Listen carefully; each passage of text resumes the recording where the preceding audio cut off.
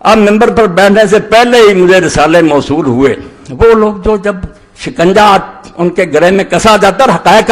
چھوڑو جی یہ بات سے کیا رہے، نہیں آپ لوگ ون وے ٹریفک چلانا چاہتے ہیں، ایک رٹی رٹائی کہانی رسالے چھاپتے ہیں، کربلا کی کہانی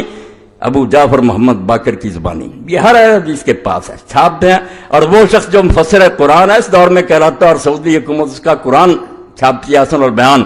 مولانا صلاح الدین یوسف، وہ ایک کارنامہ سر انجام دے رہا ہے۔ یہ کتاب بھی میرے پاس اسی کی ہے، امام محمد باقر پر تہمت لگا کر کہ امام حسین کا پوتا اپنی زبانی بیان کرتا ہے، سارا واقعہ پیش کرتے۔ اور یہ صلاح الدین یوسف صاحب کا ہی میں گناہ نہیں سمجھتا، پچھلوں نے بھی یہ بہت بڑا جرم کیا کہ امام محمد ابن جریر الطبری نے اپنی تاریخ میں یہ پورا قصہ لکھا،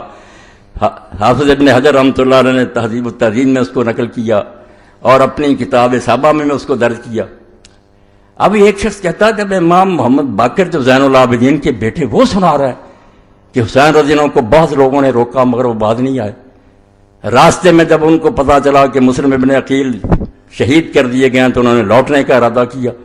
چچا زاد بھائیوں نے ضد کی کہ نہیں ہم تو انتقام لے کے لوٹیں گے، اس لیے امام حسین بھی مجبور ہو گئے کہ تمہارے بغیر تو کوئی مزہ نہیں زندگی کا، ان کی ضد کی وجہ سے آگے چلنا پڑا۔ اور بعد میں جا کر وہاں منت سماجت کرتے رہے کہ 3 شرطیں مجھے یزید کے پاس بھیج دو، بھائی میں اس کے ہاتھ میں ہاتھ رکھ دیتا ہوں۔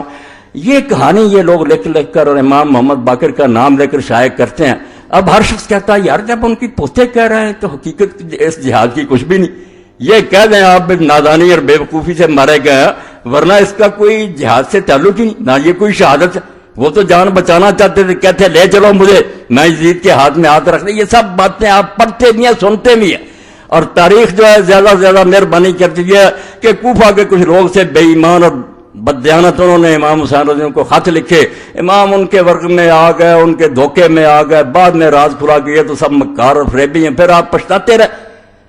نتیجہ کیا نکلا؟ کچھ بھی کہ امام حسین رضی اللہ عنہ انہوں نے نتیجہ یہ نکالا پوری کتاب میں رسومات محرم الحرام اور ثانیہ کربلا کہ امام صرف فوت ہوئے ہیں ایک اپنی ناجائز غرور اور گھمنڈ کی وجہ سے کہ سمجھتے تھے میں رسول اللہ کا نواسا ہوں اس لیے بہتر ہوں، یہ نسلی غرور ان کو لے ڈوبا۔ میں یہ کتاب آپ کے سامنے پیش کر رہا ہوں، لے کر پڑھیں، اور یہ ہر مولوی کے پاس ہے، جتنے نا اہل حدیث علماء سب کے پاس یہی ہے، اسی کو رٹے طوطے کی طرح دہراتے رہتے، کسی کو توفیق نہیں کہ نکال کر دیکھے کہ یہ باتیں کوئی صحیح نہیں ہیں۔ تو امام حسین رضی اللہ عنہ جی کہتے تھے کہ مجھے لے چلو میں بیعت کر لیتا ہوں، مگر دوسری بات جو بے وقوفی کی وہ عبید اللہ بن زیاد نے کی کہ اس نے ضد کی کہ پہلے میرے ہاتھ پر بیعت کرو پھر دمشق لے کر جاؤں گا، تو امام نے خام خواہ ایک ناجائز بات کہی کہ نہیں تیرے ہاتھ گورنر پر بیعت نہیں کروں گا، وہاں میں کروں گا۔ صرف اتنی بات پر عبید اللہ کہنے لگا نہیں آئی نہیں بات ہے میں گورنر میرے ہاتھ پر، یعنی یہ امام حسین رضی اللہ عنہ کو ایک احمق ضدی اور مغرور آدمی ثابت کیا جو خام خواہ اپنی جان دے گیا، ورنہ کچھ حقیقت نہیں۔ اور اس میں صاف صاف لکھا کہ یزید کو بیعت کا مطالبہ کرنے کا کیوں حق نہیں تھا، کیونکہ جب سوائے 2 آدمیوں کے عبداللہ ابن زبیر اور امام حسین کے ساری سلطنت میں لوگوں نے اس کی بیعت کر لی تھی، وہ کیوں نہ بیعت مانگتا، امام حسین جھوٹا تھا۔ یہ پوری کتاب ہے۔ اب ہم اس کا جواب اگر میں دوں تو سارے شہر میں پروپگنڈا کہ مولوی اسحاق امام حسین کا بیان کرتا، اور ان دنوں میں آ کر یہ مسجد نہیں امام بارگاہ میں لعنت اللہ علی الظالمین، اللہ کے نامراد ظالم بندو، یزید کی حمایت میں تم کتابیں لکھو، امیر المومنین یزید رحمۃ اللہ علیہ جگہ جگہ اس میں لکھا، اور ہم امام حسین رضی کا بیان کریں، اور آپ لوگوں کو یہ توفیق ہی نہ کہ پوری کتاب میں نہ ابن تیمیہ کو یہ توفیق ہوئی، اللہ انہیں بھی معاف کرے، نہ انہیں ملی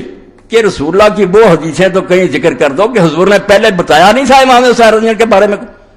وہ صحیح حدیثیں نہیں ہیں، ان کو چھوتے تک نہیں، خطبے ہو رہے ہیں، کتابیں لکھی جا رہی ہیں، نہ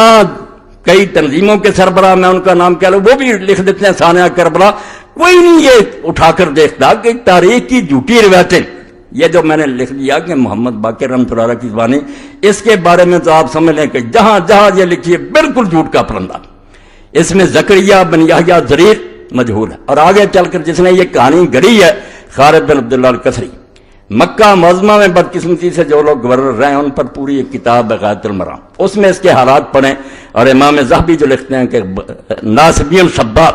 مکے کے ممبر پر چڑھ کر جو حضرت علی رضی اللہ عنہ کا علانیہ لعنت کرتا تھا وہی عبداللہ بن خالد کسری تھا، جس نے یہ کہانی گڑھی کہ امام حسین کے بارے میں یہ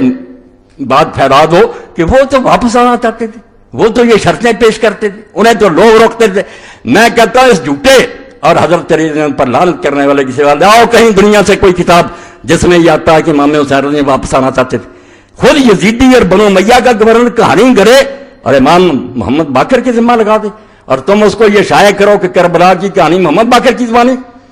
محمد باقر رحمۃ اللہ علیہ نے ان میں سے کوئی بات نہیں کہی، یہ سب جھوٹی باتیں۔ میں نے 2 راوی جو ہیں ان کے نشان دے دیے، اصل سند جو ہے وہ تبری میں جہاں سے پتہ چلتا، باقی انہوں نے بلا سند کی نقل کر دیا نا کہ ایسا شروع کہاں سے ہوتی ہے، کون بیان کرتا؟ زکریا بن یحییٰ زری مجہول، اور آگے کون ہے؟ خالد بن عبداللہ الکسری، جس کو کہتے ہیں بغیض ناصبی، ایسا دشمن علی کہ مکہ کے منبر پر حضرت علی رضی اللہ عنہ لعنت کرتا تھا۔ مگر ایسے لوگ پھر ان کو اللہ تعالیٰ معافی نہیں دیتا۔ آخر میں خود بنو امیہ نے اسے معذور کیا، اور جس برے طریقے سے اس کو پھر کوڑے لگائے اگر سزائیں ملی وہ تاریخ کا ایک حصہ وہ پڑھنا چاہیے کہ ظالم کی گرفت کیسے ہوئی۔ پھر اس کی کہانی لئی پھر تو دشمن اہل بیت کی کہ امام محمد باقر نے یہ کہا۔ تو اللہ کے لیے توبہ کرو، حدیث کی کتابوں کی طرف رجوع کرو۔